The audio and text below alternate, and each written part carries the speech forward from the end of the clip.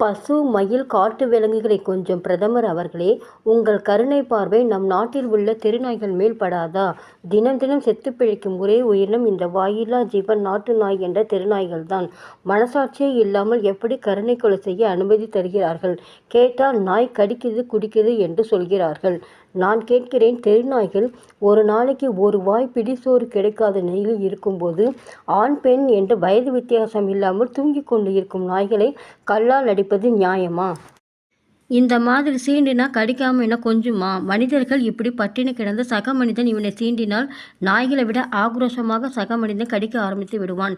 இந்த உலகம் எல்லா உயிருக்கும் சொந்தமானது, மனிதனுக்கு மட்டுமல்ல. அந்த காலத்தில் எல்லா தெருக்களிலும் வீட்டு வாசலில் ஒரு தட்டு தண்ணி வைப்பாங்க. இந்த நாய்கள் சாப்பிட்டு விட்டு தெருவை காவல் காக்கும். இப்போதுள்ள ஈவிரக்கமற்ற மனிதர்கள் சோத்தை தூக்கி குப்பையில் போடுறாங்க. 10 பேர் சோறு போட்டால் ஒருத்தன் அந்த நாய்களை கொல்றான். அவன் பண்ணுற சிறுமிஷத்தால் தான் நாய்கள் கடிக்கிறது. பெங்களூர் மாநகராட்சியை பார்த்து திருந்துங்கள் மனிதர்களே. எந்த நாடு தெரு நாய்களை அழிக்கிறதோ அந்த நாட்டின் அழிவு ஆரம்பம். உதாரணம் நம் அண்டை மாநிலம். இந்த கருணை கொலை செய்வதில் இன்னொரு பிரச்சனை இருக்குது. நோய்வாய்ப்பட்ட நாய்களை கொல்றேன்னு பேரில் நல்ல நாய்களை சேர்த்து கொள்வாங்க சில மனித மிருகங்கள்.